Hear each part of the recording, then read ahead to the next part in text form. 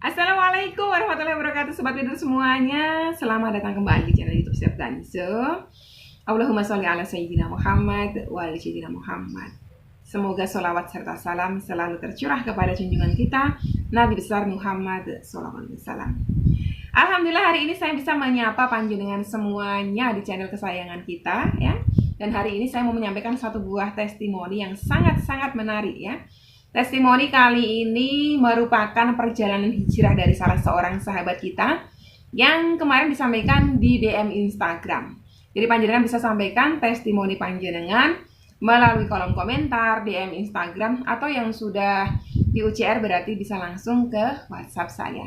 Kita simak sama-sama, nanti kita doakan juga beliau karena beliau membutuhkan doa-doa kita. Cukup menarik kisah beliau ini ya, karena ada perjalanan hijrah ribanya. Sangat panjang, jadi panjenengan simak ya. Assalamualaikum Umi. Waalaikumsalam warahmatullahi wabarakatuh. Saya mau testimoni dengan dari yang saya baca. Doakan Zul Arsi 1 kali habis sholat Asyar. Habis sholat Asyar. Munjiat 11 kali setelah sholat fardu dan duha. Sholawat Jibril 10.000 kali. Kadang lebih baca Al-Baqiyah 7 kali setiap hari sampai saat ini Umi. Singkat cerita, saya awalnya kerja di salah satu perusahaan yang mana saat saya kerja saya selalu menggunakan CC, kartu kredit ya, credit card. Itu bahkan saya memiliki 4 CC ya, 4 CC dan KTA, kredit tanpa agunan. Mungkin Allah sudah murka dengan saya karena di saat Allah kasih teguran kecil, aku nggak sadar. Banyak yang telah terjadi dalam hidup aku makin kekurangan. Dan aku tidak tahu kalau hal itu adalah tegurannya Allah. Tetapi aku gesek aja terus ya. Jadi beliau gesek terus itu kartu kredit beliau. Kurang gesek lagi, top up lagi. Singkat cerita Umi, di 2020 Januari saya dikasih teguran terberat oleh Allah Subhanahu wa taala yaitu hamil ketiga. Jadi saya luruskan, itu bukan teguran, tetapi itu adalah karunia Allah yang melalui karunia tersebut Allah akan membuat panjenengan nanti kemudian tersadar, gitu ya. Jadi itu bukan teguran. Dan saya sangat shock karena saya tahu keadaan perusahaan itu sangat tidak stabil. Dan benar saja, di Juni 2020 saya diinformasikan bahwa saya udah cuti lahiran ketiga kalinya. Ini perusahaan tidak mampu membayar hak gaji cuti saya. Dan disitulah saya benar-benar terpuruk Umi karena masih banyak hutang KTA dan kartu kredit saya yang baru mulai cicilan dan jangka waktu 3 tahun ke depan. Saya pun takut memberitahu ke suami. Saya takut dimarahi dan saya coba menutupinya dari suami. Semakin hari semakin tersiksa Umi.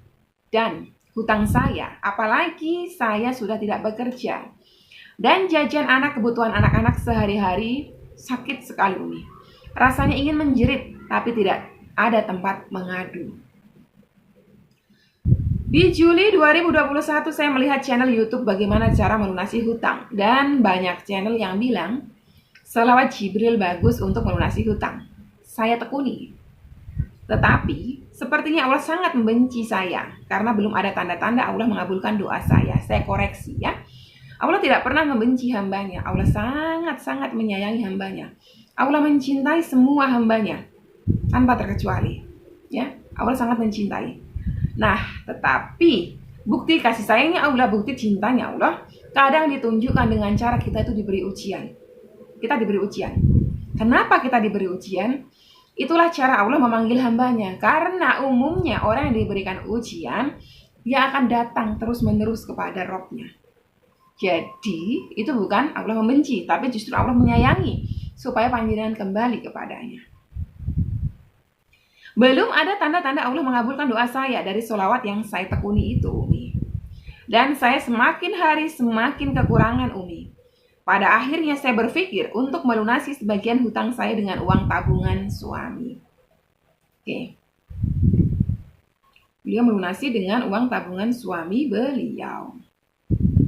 Biar sebagian ringan karena suami saya menabung di rekening yang khusus buat menabung dan ATM dia serahkan biar saya yang pegang. Karena dia ingin membeli sebuah mobil, kebetulan saya dan suami LDR. Suami saya bekerja di Kalimantan dari tahun 2017. Dan akhirnya hutang saya dari beberapa cc lunas. Tapi nggak selesai di situ, Umi. Saya masih ada hutang bank sekitar 30 jutaan lagi. Dan berarti ada hutang ke suami juga 34 juta. Oke. Singkat cerita, saya semakin terpuruk lagi, bukan tenang, tapi makin susah. Anak-anak saya kasihan, Umi, bahkan untuk jajan aja saya kadang suka nangis. Karena benar-benar tidak ada sama sekali. Padahal, suami saya sudah mencukupi saya dengan gajinya, tapi saya malah buat pakai untuk bayar hutang saya di bank. Dan sisanya paling 1 juta buat makan 1 bulan. Itu benar-benar sakit, Umi. Menjalaninya dengan 3 anak dan seorang mama saya yang usianya 75 tahunan. Di situ saya terus mencari doa apa yang benar-benar mustajab. Alhamdulillah, aku melihat channel Umi. Disitulah aku lihat testimoni doakan Zul Arsi dan Munjiat. Banyak sekali di antara panjenengan semuanya yang setiap kali punya masalah selalu mencari doa apa yang mustajab, doa apa yang mustajab. Sebetulnya semua doa itu mustajab, ya. Tetapi kenapa kadang sulit terkabul seolah-olah, ya? Bukan pada doanya yang salah, tetapi pada diri kita sendiri. Kita muhasabah diri nggak? Di dalam diri kita ini ada dosa besar nggak? Karena dosa-dosa besar itulah yang menjadi penghalang ridhonya Allah turun. Selama masih ada dosa besar yang menggantung yang belum kita mohon ampun kepadanya. Ya, jadi muhasabah diri itu penting. Makanya siapa saja yang datang sama saya, yang datang kepada saya dengan segala keluh kesahnya, saya pasti akan sampaikan satu hal. Coba muhasabah diri dulu, ingat-ingat pernah melakukan 1 di antara 10 dosa besar apa enggak. Kalau permasalahannya utang, saya pasti bertanya, utangnya riba apa enggak. Nah, riba itu dosa besar, sudah mohon ampun kepada Allah apa belum, gitu ya. Baru nanti masuk kepada amalan-amalannya apa gitu. Saya terus mengamalkannya, Umi. Saya terus meminta, ya Allah, aku ingin bertobat. Tolonglah aku dari masalah aku ini. Jika engkau membenci aku karena perbuatan dosa riba aku, mohon lihatlah anak-anakku. Mohon lihatlah anak-anakku yang tidak berdosa ikut tersiksa karena ulah aku. Mohon sudahi hukuman aku. Setidaknya beri aku petunjuk lewat mimpi. Dan Allah memberikan aku petunjuk 2 kali lewat mimpi, Umi. Pertama, di mimpi itu aku melihat lafaz Allah dan la ilaha illallah itu besar dan berwarna emas.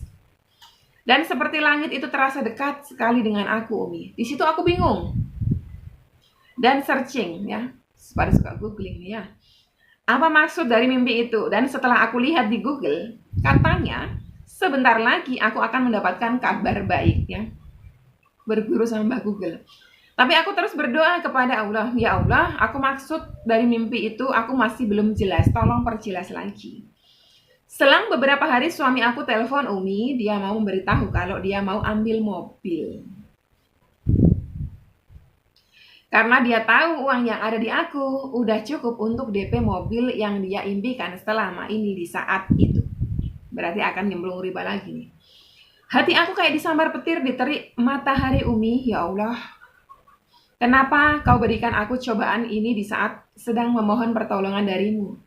Malah kau buat hati suami hamba ingin membeli mobil, sedangkan engkau tahu uang tabungannya sudah tidak ada karena aku pakai untuk menutupi sebagian hutang-hutang aku, ya Allah. Aku terus menangis dan memohon kepada Allah berikan aku jalan. Apa yang harus aku lakukan? Kalau jujur, aku tidak berani, Umi. Dan sempat terlintas di pikiran aku untuk mencari pinjaman lagi untuk menutupi tabungan suami yang telah aku pakai. Hampir terlintas di pikiran beliau, ya, untuk nyemplung lagi. Untuk nyemplung lagi ngambil pinjaman, tentunya riba karena itu pinjaman tidak sedikit, ya. Itulah setan. Setan akan terus menghembuskan bisikan-bisikannya, ya, agar semua anak Adam itu terjerumus ke dalam lembah dosa, ke dalam jurang dosa. Maka hati-hati, ya, jangan gegabah. Tetapi aku terus sholat hajat dan tahajud dan amalkan wirid Umi, munjiat dan doakan Zularsi. Di doa itu aku minta petunjuk dan alhamdulillah Allah memberikan lagi aku mimpi. Dalam mimpi aku dikasih sebuah daging babi mentah dan oleh tetangga aku, daging itu aku kasih ke mama aku. Di situ aku memberitahu mama dalam mimpi, "Mah, jangan dimasak karena itu haram." Mimpi itu sangat jelas, sampai saat ini pun aku masih mengingatnya, ya. Mimpi beliau ini nanti ada maknanya, yang maknanya terjadi dalam kehidupan nyata. Kita simak lagi. Lalu aku searching dari mimpi babi itu di Google, dan seperti yang dilampirkan, bahwa mimpi menerima daging babi itu merupakan masalah besar, akan mendapatkan masalah besar. Disitulah nangis terseduh-seduh, dan entah kenapa, disitu aku langsung menghampiri mama aku dan bilang, "Mah, pinjam sertifikat punya mama." Di situ aku ceritakan semua masalah aku ke mama aku, Umi, dan mama aku sangat sedih. Dan dia meminjamkan aku sertifikatnya. Di situ aku merasa agak lega. Dan ada jalan titik terang. Oke. Saya stop dulu di sini, ya. Jadi beliau tadi bermimpi diberikan daging babi mentah oleh tetangga beliau, yang mana beliau berikan kepada mamah beliau. Ya, mungkin dalam mimpi tersebut tujuannya adalah mama beliau masak. Tetapi beliau sampaikan kepada mama beliau, "Mah, jangan dimasak karena itu haram." Ya kan? Kemudian di dunia nyata beliau datang menghampiri mama beliau. Beliau bermaksud menyampaikan sesuatu maksud, yang mana meminjam sertifikat itu akan dicemplungkan ke dalam riba, dan riba itu adalah dosa besar, haram. Ya kan? Seperti dalam mimpi beliau. Beliau bertemu mama beliau, memberikan sesuatu yang haram kepada mama beliau, menyuguhkan yang haram kepada mama beliau. Hampir saja kalau beliau jadi, ya kan, dipinjami sertifikat itu, tentunya beliau beserta mamah beliau sama-sama bermuamalah di dalam dosa riba, nyemplung ke dalam dosa riba. Tetapi ada lanjutannya, kita simak lagi ya. Oke, kita simak lagi. Beliau menganggap bahwa di situ tadi ada satu buah titik terang, ya kan? Lalu beliau pergi mengaji Al-Waqiah, dan entah kenapa tangan aku tergerak melihat surah Al-Baqarah ayat 275, 281, 275 sampai 281, yang mana isinya adalah peringatan terhadap dosa besar bernama riba. Dan di 279-nya ada ancamannya Allah. Barang siapa yang sudah mendapatkan petunjuknya Allah mengenai hukum riba, tetapi dia masih terus mengambil riba, dia seolah-olah tidak mengetahui itu, padahal dia tahu itu petunjuknya Allah.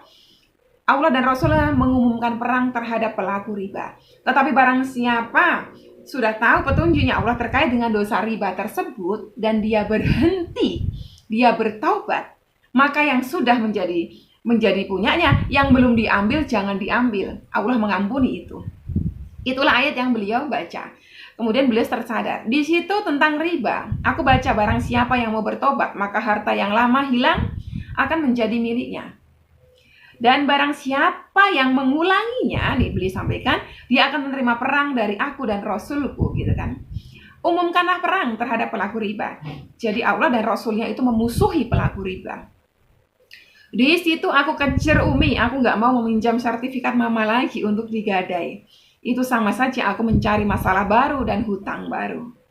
Tetap istiqomah dan baca amalan, dan pada sampai titik aku jujur ke suami di tengah malam di pukul 22. Jam 10 malam beliau jujur kepada suami.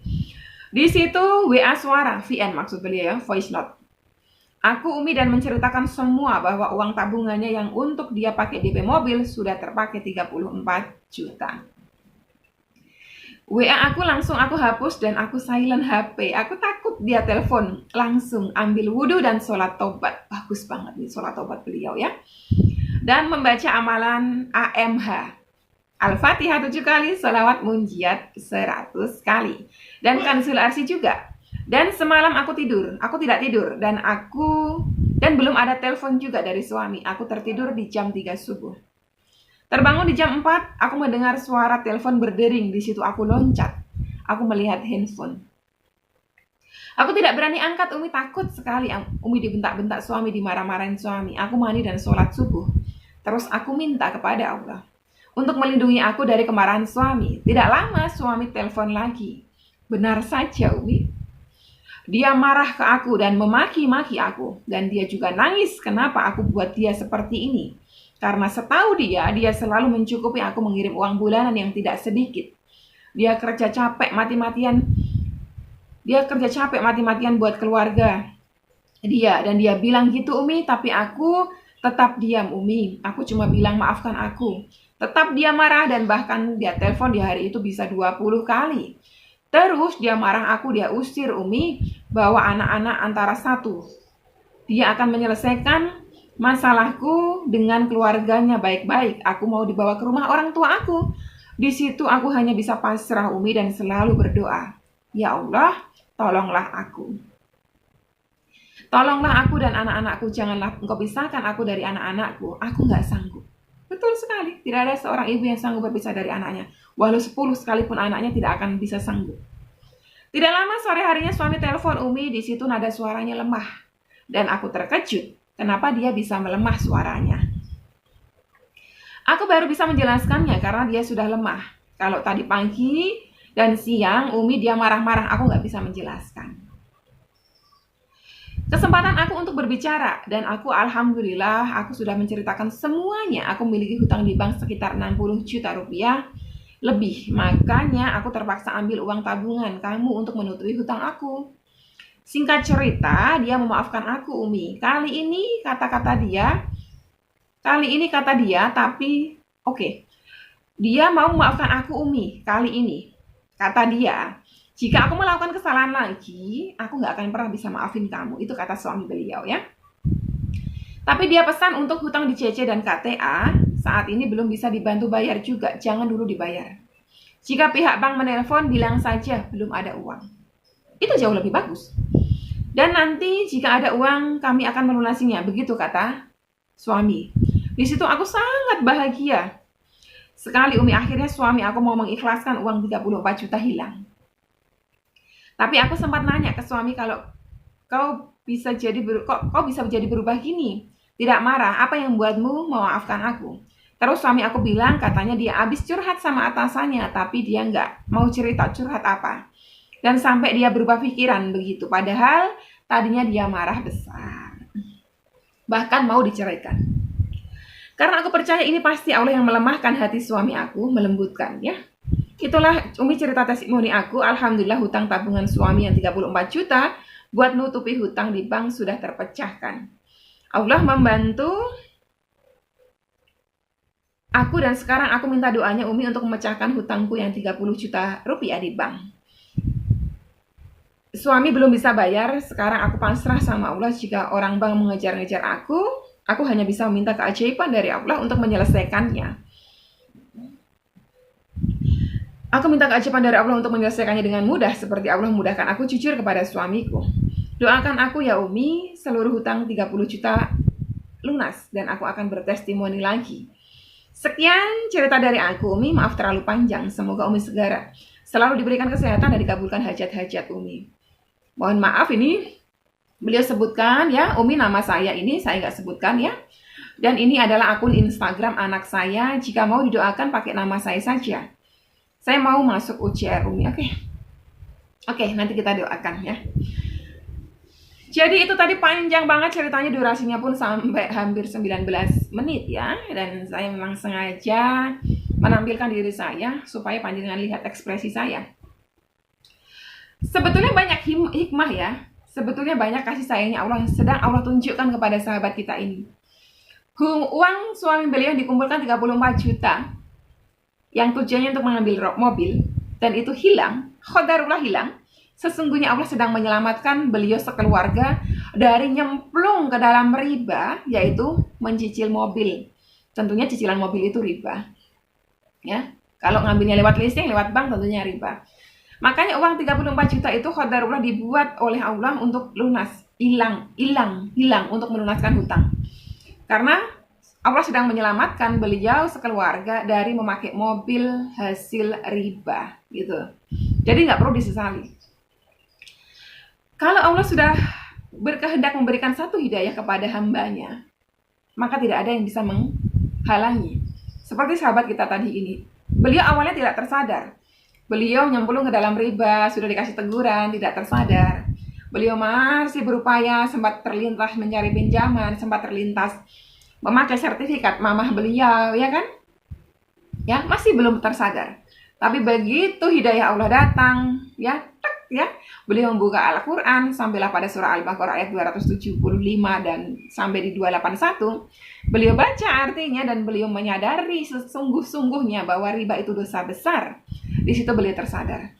Dan setelah beliau tersadar itulah, ya, beliau nangis kejer itulah, beliau dalam hatinya tentunya sudah tidak mau lagi mengambil namanya riba, karena riba itu menyengsarakan.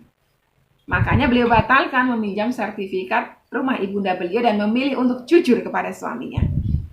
Dan beliau memakai wasilah AMH, amalan melembutkan hati, untuk melembutkan hati suami beliau. Qadarullah, Allah ridhoi itu dilembutkan hati suami beliau, ya kan? Sehingga suami beliau yang tadinya murka, marah, ya, memaki-maki, bahkan mengancam akan menceraikan, dilembutkan hatinya, mengikhlaskan 34 jutanya hilang, dan memberikan nasihat yang baik kepada istri beliau.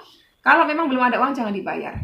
Jadi memang betul, saya nasihatkan pada panjenengan semuanya, kalau panjenengan dikejar debt collector, ya, pihak bank, leasing, pinjol, apalagi tuh, semua yang riba-riba itu, kalau memang panjenengan belum ada, jangan memaksakan diri untuk nyemplung lagi ke riba yang baru. Kalau memang belum ada uang untuk membayar, panjenengan stop dulu. Tapi kan berbunga, Umi, itu nggak usah dipikirkan, pikirkan belakang aja, biarkan. Yang penting panjenengan fokus pada hijrah dari riba. Masalah nanti bunganya membengkak menjadi 1 miliar sekalipun, kalau Allah izinkan untuk lunas, pasti lunas. Yang paling penting panjenengan sadar dulu, itu dosa riba, stop.